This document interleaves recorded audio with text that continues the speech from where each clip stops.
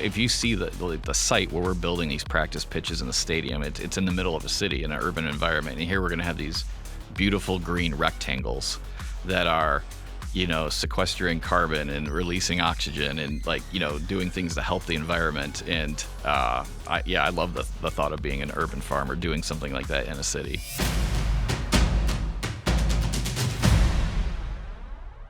Welcome to the latest edition of the City Voice podcast. I'm joined by a very special guest today and a little bit different from what you're used to. Welcome to the show, Josh McPherson.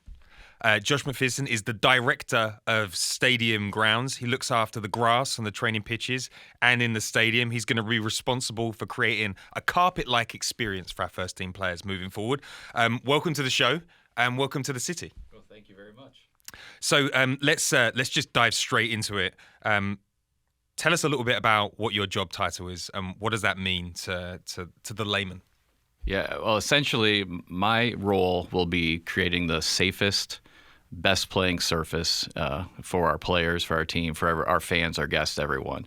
And so really, first and foremost is safety first, and then the aesthetics of the look of the field and of the pitch. And so I'll be working with the coaching staff, with everyone involved to try to create a surface that plays to our style and is wonderful to watch. Fantastic. So we're going to cover a little bit about who you are, how you got into the grass game, as it were, what you're going to be doing for City, and then there will be a few tips if you hold on to the end, because I know there are a lot of lawn lovers in St. Louis, and we're going to get some tips from one of the best in the business. So let's talk about your relationship with St. Louis first. How has that come about?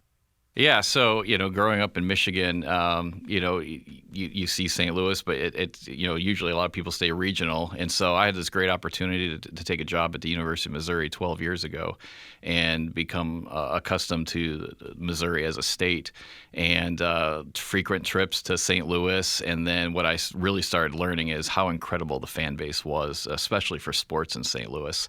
And I've always kind of had my eye on that. If there was ever an opportunity to maybe be involved with sport, especially in St. Louis, that would be a great opportunity. I'd love to do that. You spoke about your your first job in Michigan. What was your relationship with sport before that? Yeah, so in high school I played many sports, and when I went to Michigan State for my undergrad, I was kind of jumping around between majors, and then had to take a turfgrass science class, and learned about how field safety and the looks of the field. They had just had the World Cup a few years before in Detroit, and they had brought grass into the Silverdome and had played without sunlight, World Cup matches. And they were talking about that in class and talking about the safety. I was injured as a high school athlete and tore my knee up, and learned that there was a way that I could maybe make the field better for people so they didn't get hurt on the surfaces. That's why you'll hear me say a lot about safety. And so I started really getting interested in how could I make these safe, playable surfaces. Fantastic. You are currently commuting at the moment. That is correct. Where are you coming from? So I am coming from Columbia, Missouri. I spent 12 years at the University of Missouri as the head groundskeeper for the athletic department. So I oversaw the furrow field, the football fields, the football practice fields, the soccer pitches, the baseball stadium, the softball stadium, and all the grounds around the entire sports park. So I've been around a lot of sports here for the last 12 years. And you're bringing a family along with you when you eventually move into St. Louis. Are they excited about the role? Yeah, they're very excited. My family's really incredible to make this move. We're all moving. It's a family decision, and so this is really exciting. We're excited to live here and to experience it. I mean, the kids and my wife are really getting excited about all the different opportunities we're going to have, and the time together. Going to the zoo, doing the museums. Going to Cardinals games, Blues games. We're excited for all of it, and especially for the city matches. We can't wait for that to start happening. So, grass is a very niche interest and everybody has a relationship with grass in some way or another.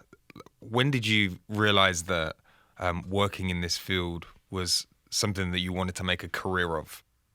Yeah, I really point back to those early turfgrass management classes I had to take at Michigan State, and at the time, the GA teaching our lab section his name was John Sorokin, and he worked on that Silverdome project. And he had been, and at that time too, he was going to Madrid and was working with Real Madrid, and so he really piqued my interest. And then I did my first internship at a Parks and Rec, essentially soccer complex.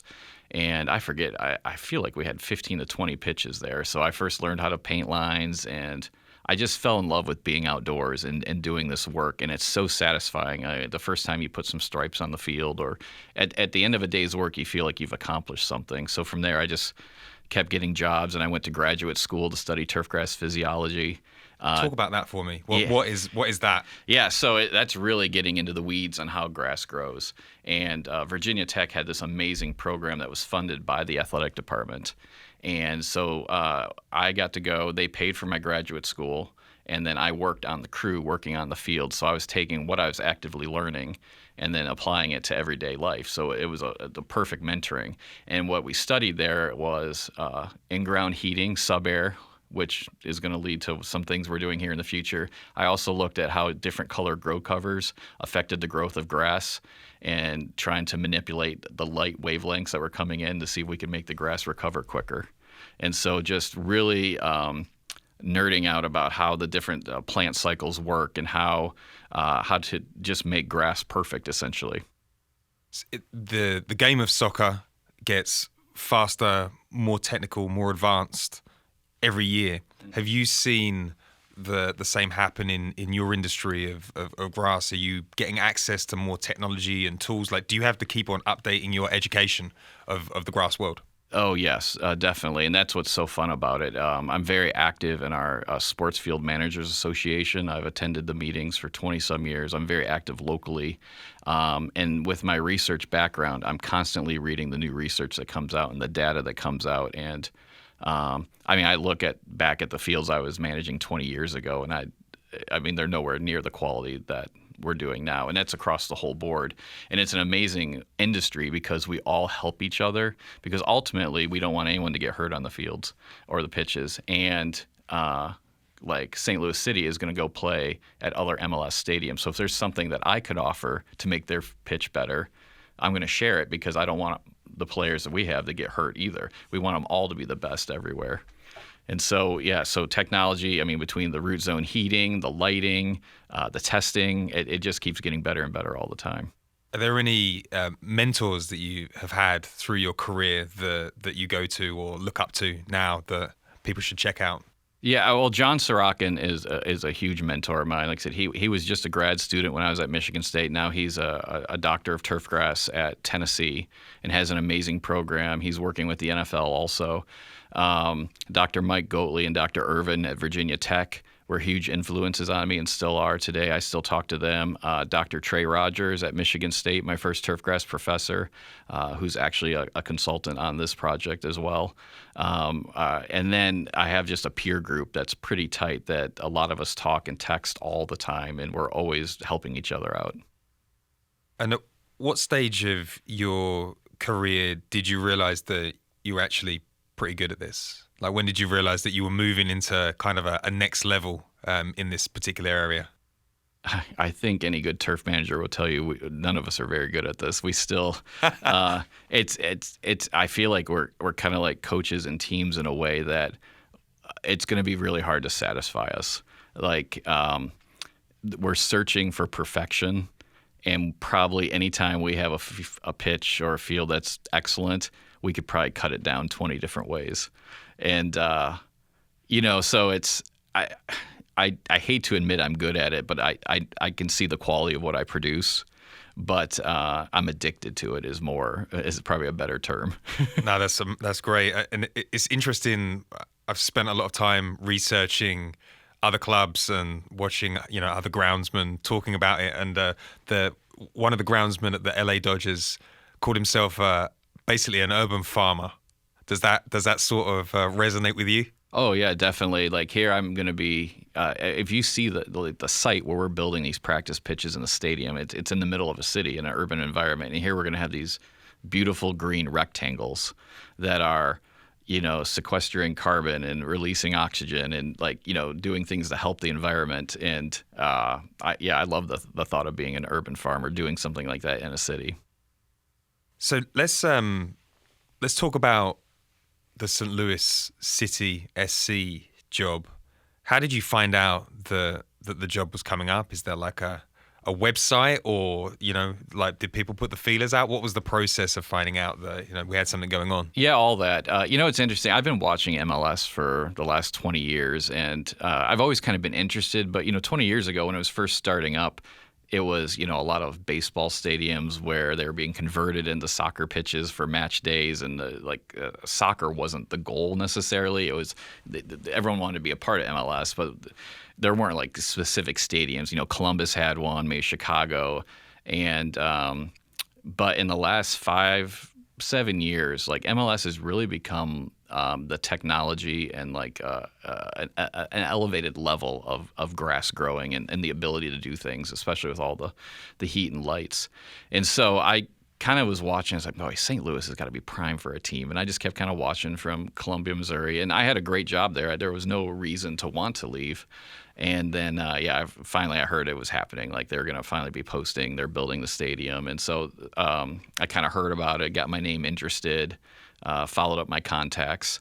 And, got the first interview. And then I started finding out that people I had associations with the last 20 years were somehow involved with this. And so that really helped.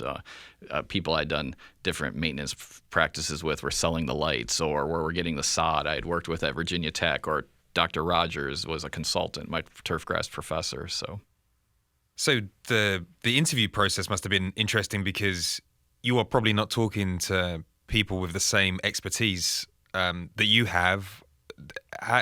How does that go? Do you explain your philosophy that goes behind it? Like, was it a presentation? Like, what was the approach? Yeah, with COVID and everything, it all starts out Zoom or Teams, and so it was video, and it was phone first, and it was just HR, and it's I think just showing the passion I have for this, that it's worth getting me in front of other people.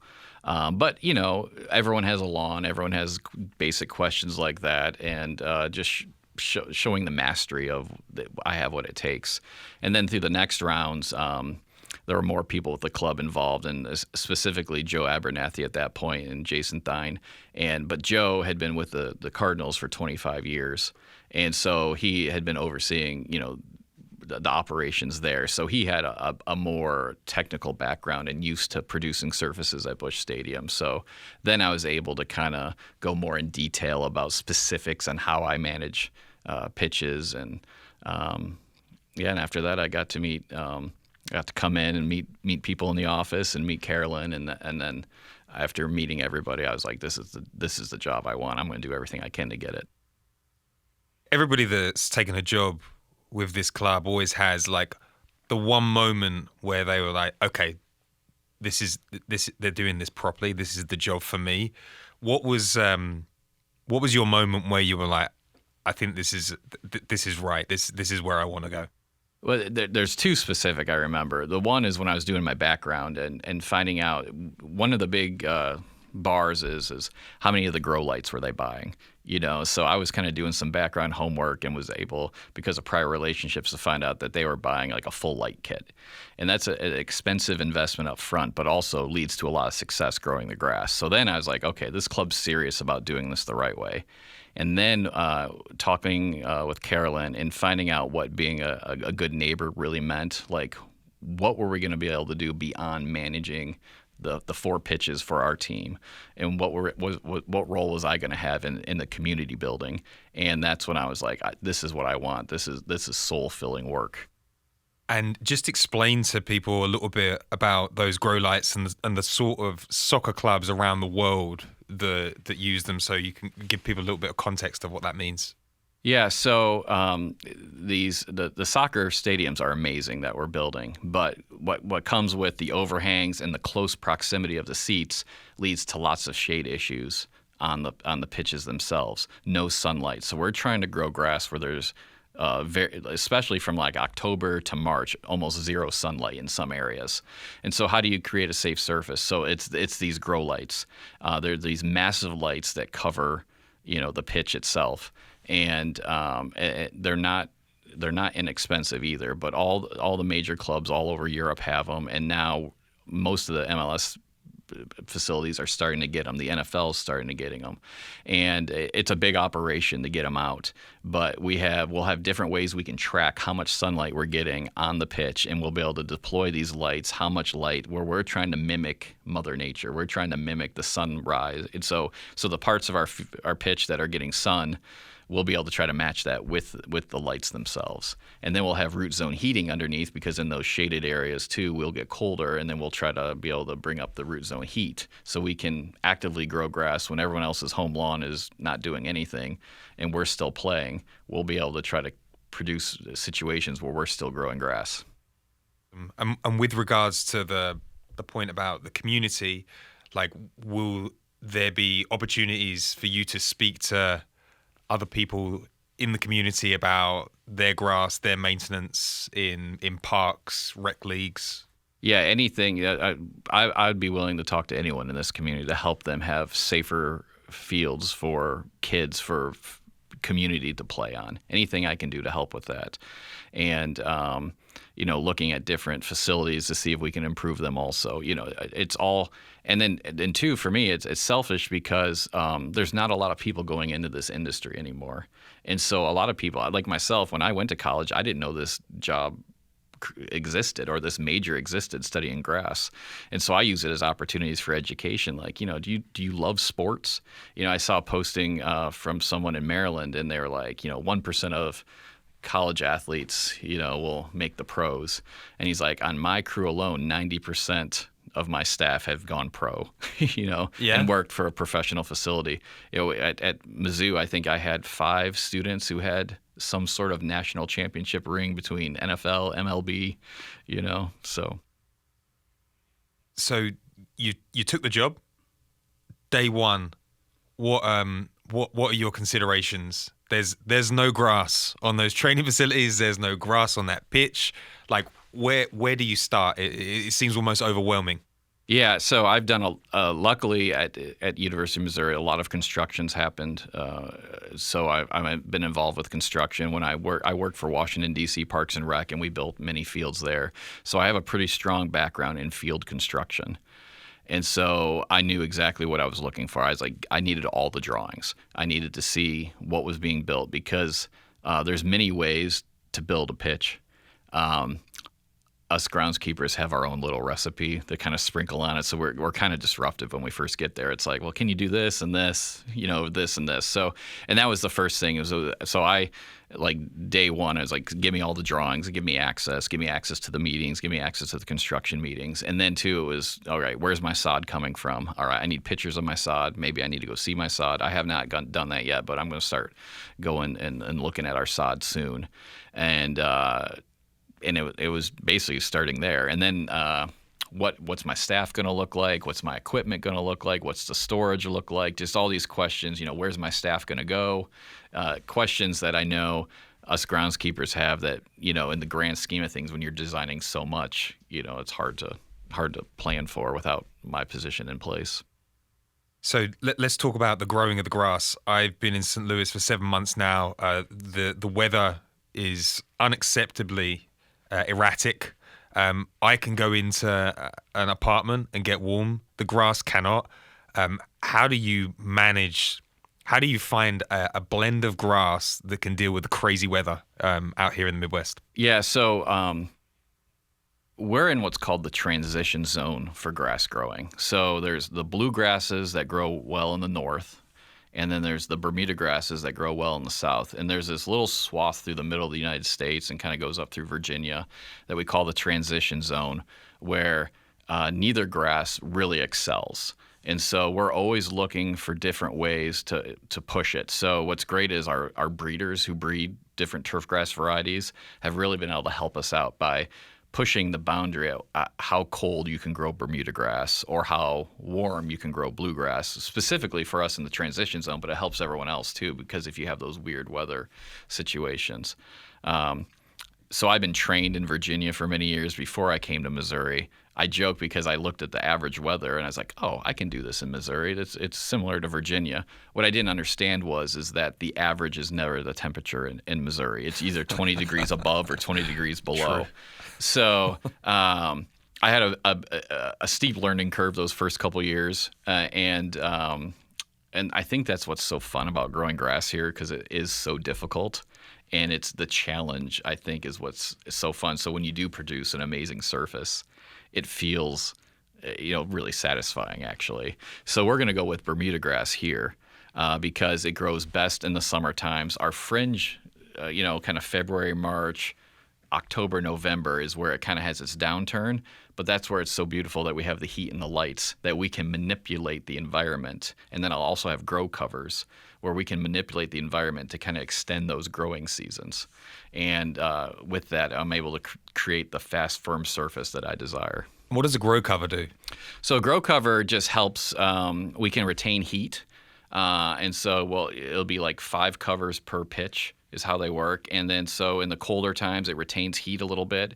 Also, it keeps frost off the grass. So Bermuda grass, when it gets frosted, that's when it starts turning the brown dormant color. A lot of times if you see the fields around Missouri, they're kind of brown. They're not dead. They're just dormant. They're just hanging out until the temperatures are right to start growing again. And so through these different covers, lights, heat, we're able to manipulate and try to create the best growing environment. And then we'll also, on top of that, be providing nutrients that might supplement what's being lost through growing in shade versus growing in light. Yeah, the brown grass was a shock to me. Everyone in the office is laughing at me, but I've never seen dead grass, and it looked dead. Yeah. Because in England, it's green all year round, and then I come to St. Louis, and Forest Park, that I live quite near, it's all dead. Now it's coming back. It's all come back in a single week. So it's good to know that it's because we're in the transition zone. Yes, the transition I'm zone. learning things. So, like, growing elite level grass, from watching watching videos, it feels a little bit like concocting like a drink or something. Like there is the right type of sand, the right type of sod. Like, what goes into this perfect blend that you're creating? Because it's not just the grass type, right? You're thinking about more than that. Yeah. So there's always this joke. The 3 most important things when building a pitch are: number 1, drainage; number 2, drainage; number 3, drainage. Most fields, most lawn area, everything fails usually due to drainage. And it's usually something like it's a rainy day and the water's sitting, and then it's the foot traffic on top of the water, and that's when the pitch of the field gets destroyed. And so the drainage is so critical. Even on the synthetic fields, the artificial fields, like that's the most important part of that whole operation also too, is the drainage for their long-term success. So I think I had 10 different sand blends made to evaluate for the root zones for our fields to grow in. And so we've kind of honed in on one, and now we're making bigger samples, and then we'll send those off to the lab. And what we're trying to find is the proper amount of drainage, where if it rains, we can, the sand itself without the grass, I think, can drain 22 inches an hour.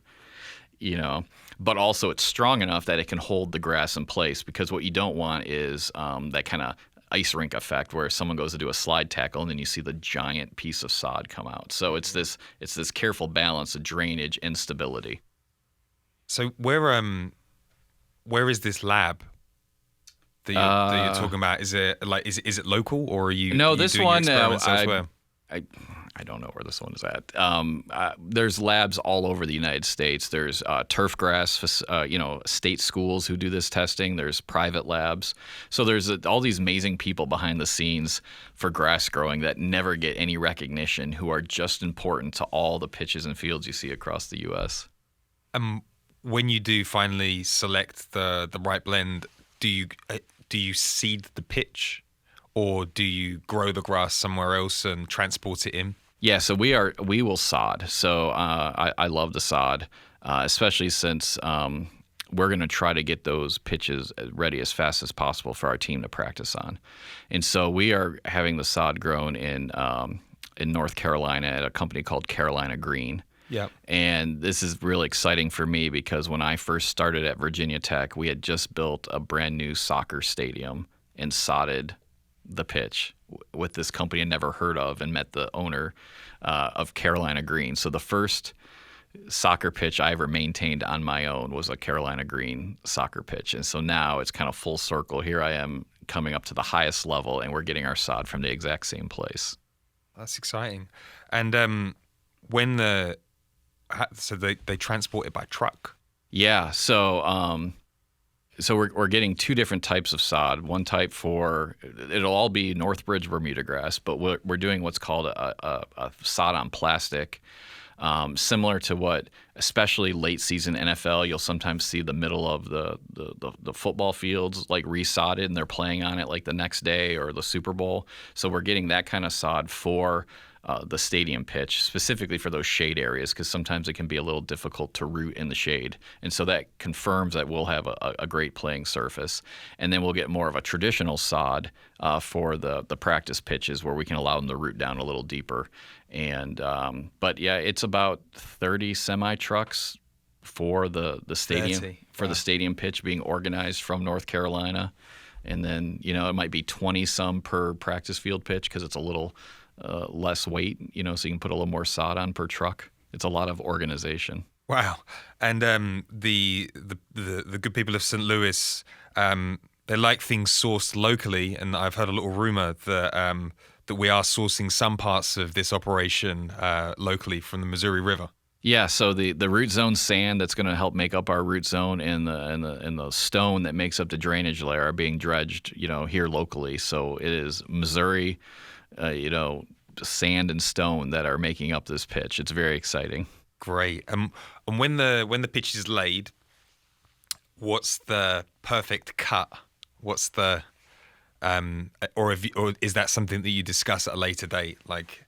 Yeah, so for me, my perfect height in the summertime of the Bermuda grass is a 1/2 inch.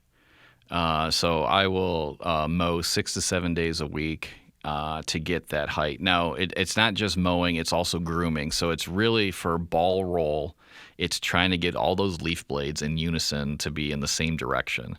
Because once, if you get some leaf blades laying in one direction versus the other, you can sometimes get some wiggle on the ball roll. And so it's this magical formula we'll do of rolling, brushing, mowing, and then really too, this is what's great about having this summer, once the academy teams and Next Pro are practicing on the practice pitches, I can then work with the staff and be like, how did you like that? And we can start fine tuning my game to their game, so we're in unison perfectly, and play around with different things to get it to play to our style exactly as our team needs. And there is an art to cutting as well, and fans can sometimes see it in certain grounds. There's almost a branding of the way that the grass is cut. Is that a consideration that you have? Is that part of your repertoire? It is, but specifically for the Bermuda grasses, it can be a little difficult. They're not as sharp as a line, and what we don't want is to affect the play of the game just to get that desired look. You will still see it. It just might not be as deep. Because essentially when you see a striping pattern, just for everyone to know, there's dark lines and light lines. And so when you see a darker line, what that is the leaf blade has been pushed over and leaning toward your eye. And so there's a little bit of a shade effect that's happening. Right. And so that's what makes it darker. And then when the leaf blade is laying away from you, there's a reflective quality for the sun on the leaf blade, and that's what kind of gives it that lighter look. And so you can really burn in, but some grasses like this Bermuda grass we're going to have, the darker we burn it in, the more those lines are going to lay, and we just don't want to affect ball roll. So we'll make sure the field plays perfectly first, and then we'll work on those patterns. But you'll definitely be able to see them. So function over art at the moment. Yes. Okay, that makes sense. And then the final point on the grass on the pitch, painting those lines gives me a headache because I don't understand how you make them so perfectly straight, and it's not done by a computer. So how do you learn to paint a straight line? Because I've seen some terrible Sunday league pitches in England where it's all over the place, but in the MLS it's extremely sharp. What is the secret behind this? Yeah, I mean, practice and repetition. I mean, if you can get either through yourself or someone who works for you a perfectly straight line painter, you just hug them and you never let them leave. It is just time, and training. And so that's what the practice pitches will be for. If someone on my crew needs a little help, that's what practice pitches are for. But strings and the type of machine you use, and then also too, talking about this, laying down the grass for striping patterns, that can also pull the painter. And so it's knowing how to mow pre-paint so that you can allow your paint machine to go in that perfect straight line with the strings. One of the best lessons I ever got is I can still remember the first time I ever painted a pitch. And I was just told, go paint it. And I didn't really know what I was doing, but I had the diagram and I was doing all this. And when you got to the middle of the pitch and you looked to the left and the right, the 6-yard box and the 18-yard boxes were kind of like trapezoid looking. And so that was a big lesson for me. So ever since then, and my staff knows this, I don't care how dark the line is and how straight they look before we paint, we're pulling a string all the way across the pitch so that those boxes line up exactly perfect every time. And there's a lot of pride in who can make the straightest lines. I'm already like watching the construction. I'm like, okay, that's going to be next to my perfectly white straight lines. I need to make sure that this is going to be straight next to my lines. It's such a important detail that I don't think people get enough credit for, because I would not be able to do that. And then just one more question on the grass. Some clubs replace the pitch, once or twice a year. The pitch that you lay, prior to March next year, will that be the same pitch that lasts the whole way through the season, or do you anticipate that you will change things? Yeah, and that is the goal. That is the goal, is to not have to resod. And so a lot of factors go into that. How many other events are there? What's the weather like? There's so many factors, especially as you said, that weather. That weather can really wreak havoc. So that's the whole goal of having the heat, the lights, the grow covers. Hopefully we can manipulate that environment enough that we're not having to resod. Now, different things happen. Like I said, there might have extra events. You might have something where people have to go on frost, or there's any number of things. But the goal is that pitch that we're putting in is going to be the pitch we play on next year, and hopefully the year after that. But really the shade areas are where you struggle. But I am determined to crack that code to make sure we don't have to resod. Brilliant. And does the design of Centene Stadium, have there been considerations there for the grass? Is there anything that you look at our particular stadium and you say that's really helpful? I mean, the fact that they knew they wanted grow lights before the stadium was designed, so making sure we have the proper connections to connect the lights is a big thing. Having the root zone heating, having it designed with the stadium in mind so that it all functions and works together. It's not a later add. So we have very specific rooms for where the sub-air system that pulls the moisture through and the heat will all be.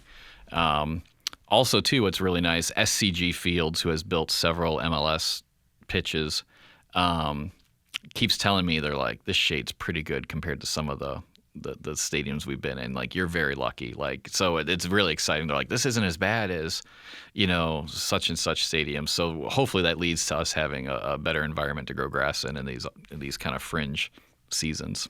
Right. So let's talk a little bit about your relationship with the sporting side. We've had Lutz Van and Steel and Bradley Carnell on this podcast. They have a very specific playing style, and every team in the club is going to play the same way. First question is, will you have a relationship with people like Lutz, Bradley Carnell? Is that something that has been spoken about up until now? Yeah, so that's what was really amazing about Bradley was his very first day here. We had a meeting. I thought there's no way, right? The first day he's doing all this, he's doing podcasts, he's doing interview, and we had a meeting. And he wanted to meet me on day one because that's how important he thinks the role I have is to him and his success. And I've met with Lutz several times, and and Vin, and I've been going out to practice to watch Next Pro, and we can talk about different things there. And what I didn't know is when I was talking about my fast, firm surface that I prefer to produce for a soccer pitch, I didn't realize what was being hired is something similar to that same philosophy. And so that's what's great, and then, Lutz has already had questions. Can we change the grass, game to match if we need to? I can do anything they need me to. And then hopefully, but we get to a point, right, that we're maintaining it to our style and making teams adapt to us is what I would hope. But yeah, there's a huge relationship. That's the whole job almost essentially. We've got a number of different training pitches. Do you envisage being asked to change certain training pitches to match pitches that we'll maybe see in different states that maybe have more heat, or is that ever the sort of? I mean, there are possibilities now. We're limited by the fact that all of our pitches will be Bermuda grass, so we can't mimic the bluegrass pitches very easily. They just, even if I grew the height up, they just don't play similarly. But the overall goal is to make our practice pitches match our stadium pitch, and so they all work the same. But also too, those are practice pitches. So you talk about pushing technology and pushing. That's where we'll push a little bit too, and then we'll have different ways to test to make sure to see the results of maybe we try this technique or this heating temperature. And so I'm never satisfied with how a pitch plays or looks. I always think it can be better. So, and that's where we'll kind of use those. They'll be practice pitches for us as well. What's the process with practice pitches? Because the main pitch in Centene Stadium will have 17 games a year. So you've got a bit of time to repair. Training pitches will be used a lot more frequently. Will all the training pitches be going at the same time, or do you rotate teams through them? We'll be using them quite a bit, actually, because we only have the 2 grass practice pitches and the 1 synthetic. And so with all the different teams we have, they're just all going to have to be used all the time. What's great coming from college athletics for so many years, a lot of times my soccer pitch was also my men's and women's lacrosse pitch, or my men's and women's soccer, maybe there are 4 sports on it. And so Centene Stadium will be unique for me because I've never had a pitch or anything I've maintained that's had that many off days. I'm more used to what the training fields are going to have. At University of Missouri, the game pitch was the practice pitch, was also inside the track, so we had 120 track athletes all day. So I'm just used to maintaining things that are used all the time. Right. And there will be match days, obviously. Mm-hmm.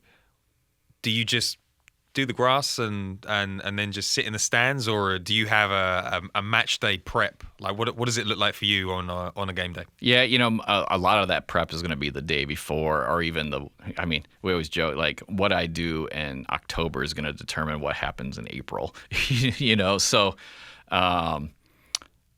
there'll be we'll get everything set up, but a lot of prep will be done the day before. It all depends what time of day too. If it's real late, the Bermuda grass in the middle of summer, we may need to mow closer to match time because it's growing so actively that the mow we do in the morning might affect play, later in the afternoon. So, and then too, where we'll really see it is like late season when we're putting out the grow lights. Post match will be really where all the action happens. We'll prep it all up. We'll get all the divots out. We'll mow it, and then we'll be deploying all the lights as soon as we can, so we can start growing the grass in those shade areas. So if there's a late game that finishes at 10, your team is working through the night to repair. Yeah, I always joke, like a good rule of thumb is imagine you're going to be, whenever the match ends, just plan on 4 hours later. Hopefully it's sooner, is when you leave. But, if you put in your mindset, I might be here 4 hours, at least helps a little bit, with the mentality of it. But yeah, that's the reality, and then as we get better, we'll hopefully shrink that down. But yeah, there's a lot of opportunity to work after a match. How many people are you going to have in your team? So we're going to start out with 3 full-time in addition to myself.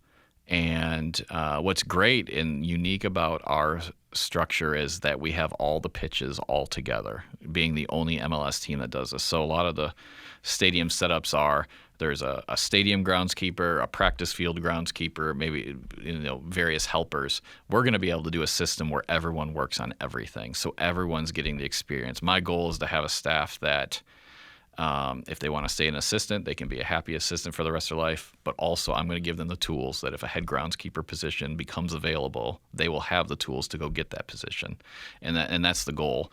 And so you will have those three, and then I hope to, because I've come from college, I've always had students working for me, turf students, a really robust summer intern program where we can give people some great opportunities to get some experience to do this professionally and see if they want to do this for a living. So if anybody's listening to this and they have friends, relatives, or themselves interested in working for Josh, email the club with an application, because when do the jobs go up? Well, we're actually interviewing for the first position right now. So I don't know when we'll post the other ones. It all depends on when Sod actually gets here. Yeah. Okay. So we're basing it out. But yeah, we're real excited so far. Awesome. So your job is also technical from a technology side as well. We spoke a little bit in the green room about how technology is interplaying with what you do nowadays. In June of 2014, you became the first SEC sports field manager to utilize Universe phrase mowing. What is phrase mowing? Yeah, so phrase mowing is basically I'm shaving off the top of the field. I'm trying to eliminate any weed seeds, any kind of different matter, but also too by shaving it off to this perfectly level. We're making it like glass, like this table. Like we're looking for perfection. And so in Europe, they've been using this a lot. And Jared Minnick and Simon Grumbigerl, who now is with the Stadium Grow Lights, actually was with this other company, Campy. They saw the way they were kind of cleaning out the fiber surfaces in Europe and thought, if we put a different type of device together, could we do that to Bermuda grass fields in the United States? And I was all about it, like trying it out, because the pitch at that time was 15 years old, and I wanted to try something new. So he came over from Europe and helped us actually do this, and it was amazing. So you really are a connected group of people who are always on the lookout for like the marginal gains you can make with the turf. Oh, yeah. Yes. I mean, like I said, anyone's willing to help anyone, and we're always pushing. And then it's always exciting when someone does push it a little bit and we're all interested. And then we give feedback either way, like, don't ever try that, or like, let's go for that. Right. It's calculated risk, but it's like, okay, I mean, if the clubs in Europe are doing this, like, why couldn't we do this in the United States? Yeah. And what about literal technology? Like, do you have apps, measurement tools to sort of tell you where you are? Yeah, so I've been on this quest for years I have really good feel to grow grass. If I can look at it and be like, I need to do this, this, and this, and I can make it peak in 3 days for a match.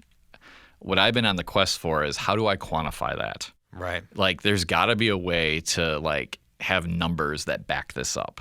And so, yeah, so I have GPS enhanced soil sensors where I'll go and take, I could take up to 200 measurements if I wanted across the pitch and come up with this map and be like, oh, I'm having a little irrigation problem here. I'm doing this, because ultimately I'm trying to figure out how to make those shade areas on the stadium play like everything else. I'll be measuring ball roll. I'll be measuring resistance. So I talk about the safety. I'm really trying to find that perfect balance to make that grass strong enough that a person can plant, can receive that ball and pass it perfectly. But also, if there's those instances, maybe feet get tied up or they're planting, that a divot will happen at the moment it absolutely needs to, so a ligament does not get damaged. So we don't have a hip injury, we don't have a knee injury, we don't have an ankle injury. So it's really this perfect balance of playability and safety, and using the tools to try to document that. Wow, that's something that most fans would never consider as part of the role, but fascinating all the same. So moving into the final section, there are definitely a lot of lawn lovers in St. Louis. We get the great sunshine here. My dad personally is a fanatic when it comes to the lawn. He will be listening to this podcast. What tips can you give the amateur lawn lover that will give them a little bit of that St. Louis City SC IP in their own backyard this summer? Yeah, so essentially, the shorter you mow your grass, the more work it takes.